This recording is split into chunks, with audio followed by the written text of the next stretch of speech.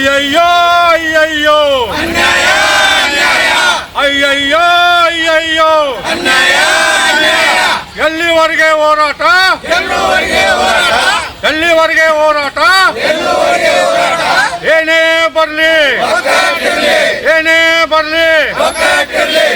ಹೌದು ವೀಕ್ಷಕರೇ, ಕರ್ನಾಟಕ ರಾಜ್ಯ ಮಹಾನಗರ ಪಾಲಿಕೆ ಅಧಿಕಾರಿ ಹಾಗೂ ನೌಕರರು ಬೆಂಗಳೂರಿನ ಫ್ರೀಡಂ ಪಾರ್ಕ್ನಲ್ಲಿ ದಿನಾಂಕ 8/7/2025 ವಿವಿಧ ಬೇಡಿಕೆಗಳನ್ನು ಈಡೇರಿಸಲು ಆಗ್ರಹಿಸಿ ಸಾಮೂಹಿಕ ರಜೆ ಹಾಕಿ ಪ್ರತಿಭಟನೆ ಮುಖಾಂತರ ಕರ್ನಾಟಕ ರಾಜ್ಯ ಮಹಾನಗರ ಪಾಲಿಕೆ ನೌಕರರ ಸಂಘಗಳ ಪರಿಷತ್ ವತಿಯಿಂದ ಹಲವು ಬೇಡಿಕೆಗಳನ್ನ ಈಡೇರಿಸಲು ಹಲವಾರು ಬಾರಿ ಮಾನ್ಯ ಸರ್ಕಾರದ ಕಾರ್ಯದರ್ಶಿಗಳು, ನಗರಾಭಿವೃದ್ಧಿ ಇಲಾಖೆ ಹಾಗೂ ಮಾನ್ಯ ನಗರಾಭಿವೃದ್ಧಿ ಸಚಿವರಿಗೆ ಮನವಿ ಪತ್ರಗಳನ್ನ ಸಲ್ಲಿಸಿದರೂ ಕೂಡ ಯಾವುದೇ ಸಕಾರಾತ್ಮಕವಾಗಿ ಸ್ಪಂದಿಸದೇ ಇರುವುದರಿಂದ ಬೆಂಗಳೂರಿನ ಸ್ವಾತಂತ್ರ್ಯ ಉದ್ಯಾನವನದಲ್ಲಿ ಹಾಗೂ ಆಯಾ ಮಹಾನಗರ ಪಾಲಿಕೆಗಳಲ್ಲಿ ಮತ್ತು ಹುಬ್ಬಳ್ಳಿ ಧಾರವಾಡ ಮಹಾನಗರ ಪಾಲಿಕೆ 12 ವಲಯ ಕಚೇರಿ ಸೇರಿ ದಿನಾಂಕ 8/7/2025 ಎಲ್ಲ ಮಹಾನಗರ ಪಾಲಿಕೆ ಅಧಿಕಾರಿ ನೌಕರರು ಪ್ರತಿಭಟನೆ ಮುಷ್ಕರ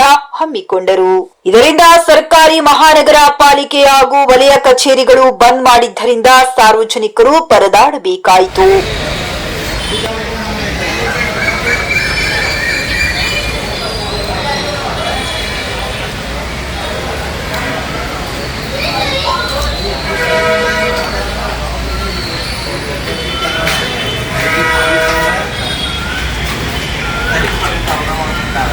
ನಮ್ದು ಬರ್ತದೆ ಪ್ರಶಾಂತ್ ಮತ್ತೆ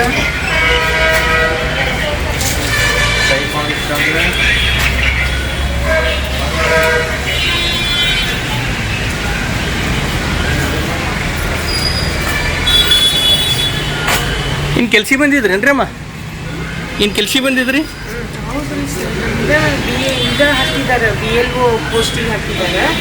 ನನ್ನ ಕಾಲ್ ಸರ್ಜರಿ ಆಗೈತ್ರಿ ಸರ್. ಇಲ್ಲಿ ಕ್ಯಾನ್ಸಲೇಷನ್ ಯಾಕೆ ತಗೊಂತಾನೆ ಇಲ್ಲ. ಅದು ಇವತ್ತೆಲ್ಲ ಬಂದದಲ್ರಿ, ಅದು ಈಗ ಮಾಡಿದ್ವಿ. ಹುಬ್ಬಳ್ಳಿ ಧಾರವಾಡ ಮಹಾನಗರ ಪಾಲಿಕೆ ನೌಕರರ ಸಂಘದಿಂದ ಪಾಲಿಕೆಯ ಎಲ್ಲಾ ಅಧಿಕಾರಿಗಳು ನೌಕರರು ಸದರಿ ದಿನಾಂಕದಂದು ಪ್ರತಿಭಟನೆ ಮುಷ್ಕರಕ್ಕೆ ಸಾಮೂಹಿಕ ರಜೆ ಹಾಕಿ ಪ್ರತಿಭಟನೆ ಮಾಡಿದರು.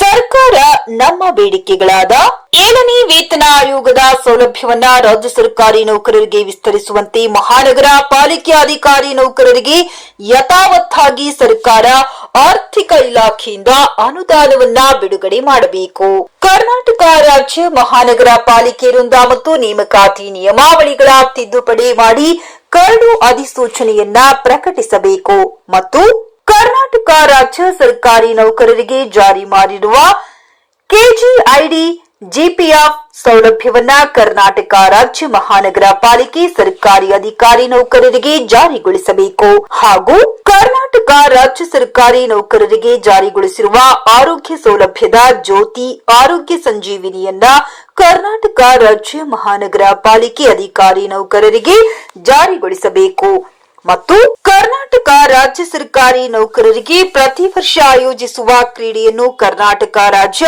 ಮಹಾನಗರ ಪಾಲಿಕೆ ಅಧಿಕಾರಿ ನೌಕರರಿಗೆ ಆಯೋಜಿಸಬೇಕು. ಅಲ್ಲದೆ ಕರ್ನಾಟಕ ರಾಜ್ಯ ಮಹಾನಗರ ಪಾಲಿಕೆ ಅಧಿಕಾರಿ ನೌಕರರು ಸುಮಾರು ವರ್ಷಗಳಿಂದ ವಿವಿಧ ವೃಂದದ ಹುದ್ದೆಗಳನ್ನ ಮುಂಬಡ್ತಿ ಪಡೆಯಲು ವಂಚಿತರಾಗಿರುವುದರಿಂದ ಕೂಡಲೇ ವೃಂದವಾರು ಮುಂಬಡ್ತಿ ನೀಡಲು ಮನವಿ ಮಾಡುತ್ತಾ ಹುಬ್ಬಳ್ಳಿ ಧಾರವಾಡ ಮಹಾನಗರ ಪಾಲಿಕೆ ನೌಕರರ ಸಂಘದ ಉಪಾಧ್ಯಕ್ಷರಾದ ಕೆಪಿ ಜಾಧವರು ಹೋರಾಟ ಕುರಿತು ಸುಪ್ರೀಂ ಟಿವಿಯ ಮುಖಾಂತರ ಹುಬ್ಬಳ್ಳಿ ಧಾರವಾಡ ಮಹಾನಗರ ಪಾಲಿಕೆ ಮಹಾಪೌರರಿಗೆ ಮನವಿ ಸಲ್ಲಿಸಿದರು. ಹುಬ್ಬಳ್ಳಿ ಧಾರವಾಡ ಮಹಾನಗರ ಪಾಲಿಕೆಯ ಸಂಘದ ಉಪಾಧ್ಯಕ್ಷ ಕೆಪಿ ಜಾಧವ್. ಹುಬ್ಬಳ್ಳಿ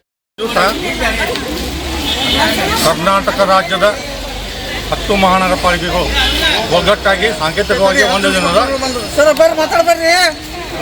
ಅನಿರೀಕ್ಷಿತ ನಾವು ಮುಷ್ಕರ ಪ್ರತಿಭಟನೆಯನ್ನು ಹಮ್ಮಿಕೊಳ್ಳಲಾಗಿದೆ. ಯಾಕಪ್ಪ ಅಂತಂದ್ರೆ ನಮ್ಮ 6 ಬೇಡಿಕೆಗಳಿದ್ದಾವೆ.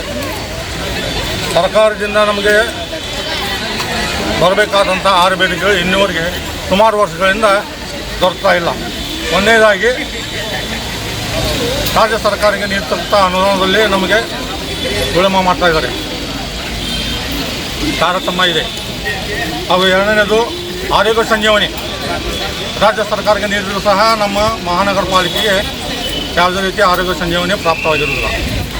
ಅದೇ ರೀತಿ KID ನಂಬರ್ ಹಾಗೂ GPF ಆಮೇಲೆ GIS ಇವು ಕೂಡ ನಮಗೆ ಲಭ್ಯ ಆಗ್ತಾ ಇಲ್ಲ. ಆಮೇಲೆ ಆರೋಗ್ಯ ಸಂಜೀವನಿಯಲ್ಲಿ ಇಲ್ಲಿವರೆಗೆ ನಾವು ಹೋರಾಟ ಮಾಡ್ತಾ ಇದ್ದೀವಿ, ಇಲ್ಲಿವರೆಗೆ ನಮಗೆ ಆರೋಗ್ಯ ಸಂಜೀವನಿ ದೊರಕ್ತಾ ಇಲ್ಲ. ಈ ನಮ್ಮ 6 ಬೇಡಿಕೆಗಳನ್ನು ಇವತ್ತಿನ ದಿವಸ ಕರ್ನಾಟಕ ರಾಜ್ಯದ 10 ಮಹಾನಗರ ಪಾಲಿಕೆ ಹಾಗೂ ಬೃಹತ್ ಬೆಂಗಳೂರು ಮಹಾನಗರ ಪಾಲಿಕೆ ಸೇರಿ ಒಗ್ಗಟ್ಟಾಗಿ ಇವತ್ತಿನ ಒಂದು ದಿವಸದ ಸಾಂಕೇತಿಕ ಪ್ರತಿಭಟನೆಯನ್ನು ಹಮ್ಮಿಕೊಳ್ಳಲಾಗಿದೆ. ಈಗ ನಿಮ್ಮ ಹೋರಾಟ ಎಲ್ಲಿವರೆಗೂ ಮುಂದುವರಿಸ್ತೀರಿ? ನಮ್ಗೆ ನ್ಯಾಯ ದೊರಕುವವರೆಗೆ ನಮ್ಮ ಹೋರಾಟವನ್ನು ನಾವು ನಿಲ್ಲಿಸಲ್ಲ. ಸರ್ಕಾರ ಇದ್ರ ಬಗ್ಗೆ ಏನಾದರೂ ಆಶ್ವಾಸನೆ ಕೊಟ್ಟಿದೆ ತಮಗೆ? ಇದ್ರ ಬಗ್ಗೆ ನಾವು ಪ್ರಸ್ತಾವನೆ ಕಳಿಸಿದ್ದೇವೆ, ಸುಮಾರು ಸಲ ಕಳಿಸಿದ್ದೇವೆ. ಹಾಗೂ ಸುಮಾರು ವರ್ಷಗಳಿಂದ ಇಲ್ಲಿ ದೊರಕತ್ತಂತಹ ಉನ್ನ ಬದಲಾವಣೆ ಹಾಗೂ ಮುಂಬಡ್ತಿ ಇಲ್ಲಿವರೆಗೆ 20-25 ವರ್ಷ ಸೇವೆ ಸಲ್ಲಿಸೋದು ಕೆಲವು ಮಂದಿಗೆ ಮುಂಬಡ್ತಿ ಸಿಗ್ತಾ ಇಲ್ಲ. ಇವೆಲ್ಲ ಬೇಡಿಕೆಗಳನ್ನು ನಾವು ಸರ್ಕಾರ ಮುಂದೆ ಇಟ್ಟಿದ್ದೀವಿ. ಆ ಸರ್ಕಾರ ನಿರ್ಣಯ ಆದ ತಕ್ಷಣ ನಾವು ಮುಂದಿನ ಕ್ರಮದ ಬಗ್ಗೆ ಯೋಚನೆ ಮಾಡ್ತೇವೆ. ಇಲ್ಲಿವರೆಗೆ ಸರ್ಕಾರದ ಏನಾದರೂ ಆಶ್ವಾಸನೆ ತಮಗೆ ಏನಾದರೂ ಸಿಕ್ಕಿದೆಯಾ? ಇಲ್ಲಿವರೆಗೆ ನಮಗೆ ಸರ್ಕಾರದಿಂದ ಯಾವುದೇ ಆಶ್ವಾಸನೆ ಬಂದಿರುತ್ತಿಲ್ಲ. ಅದಕ್ಕೋಸ್ಕರ ಇವತ್ತಿನ ದಿವಸ ನಾವು ಈ ಪ್ರತಿಭಟನೆಯನ್ನು ಪ್ರಾರಂಭಿಸುತ್ತೇವೆ. ಮುಂದಿನ ನಡೆ ಏನು ನಿಮ್ಮದು? ಮುಂದಿನ ನಡೆ ಸರ್ಕಾರದಿಂದ ಯಾವುದೇ ರೀತಿಯ ಮಾಹಿತಿಯನ್ನು ನಮಗೆ ಲಭ್ಯ ಆಗ್ತದೆ. ತದನಂತರ ನಾವು ಮುಂದಿನ ಹೋರಾಟ ಬಗ್ಗೆ ಇದಕ್ಕೇನಾದರೂ ಏನಾದ್ರು ಟೈಮ್ ಲೈನ್ ಏನಾದರೂ ಹಾಕೊಂಡಿದ್ರಾ ಅಥವಾ ಮುಂದೆ ಏನಾದರೂ ಇದಕ್ಕೆ? ಇವತ್ತಿನ ದಿವಸ ನಾವು ಎಂಟೈರ್ 10 ಮಹಾನಗರ ಪಾಲಿಕೆ ಸೇರಿ ಇವತ್ತು ಒಂದೇ ದಿನ ಎಲ್ಲ ಸಿಬ್ಬಂದಿ ಅಧಿಕಾರಿ ವರ್ಗದವರು ಕೂಡ ಮುಂದಿನ ದಿನದಲ್ಲಿ ಈ ನಮ್ಮ PK ಪೌರ ಕಾರ್ಮಿಕರು ಅವ್ರಿಗೂ ಸಹ ಇನ್ಕ್ಲೂಡಿಂಗ್ ಮಾಡಿದ್ದೀವಿ. ಉಗ್ರ ಹೋರಾಟದ ನಾವು ಎಚ್ಚರಿಕೆಯನ್ನು ನೀಡ್ತಾ ಇದ್ದೀವಿ. ಇಂತಹುದೇ ಜನಪ್ರಿಯ ವಿಶೇಷ ಸುದ್ದಿಗಳಿಗಾಗಿ ನಿಮ್ಮ ನೆಚ್ಚಿನ ವಾಹಿನಿಯಾದ ಸುಪ್ರೀಂ ಟಿವಿಯನ್ನ ಶೇರ್ ಮತ್ತು ಸಬ್ಸ್ಕ್ರೈಬ್ ಮಾಡುವ ಮುಖಾಂತರ ಹರಸಿ ಆರೈಸಬೇಕೆಂದು ನೋಡ್ತಾ ಇರಿ. ಸ್ವಚ್ಛ ಸಮಾಜಕ್ಕಾಗಿ ಸುಪ್ರೀಂ ಟಿವಿ, ಇದ್ದದ್ದು ಇದ್ದಂಗೆ ನಿಮ್ಮ ಮುಂದೆ.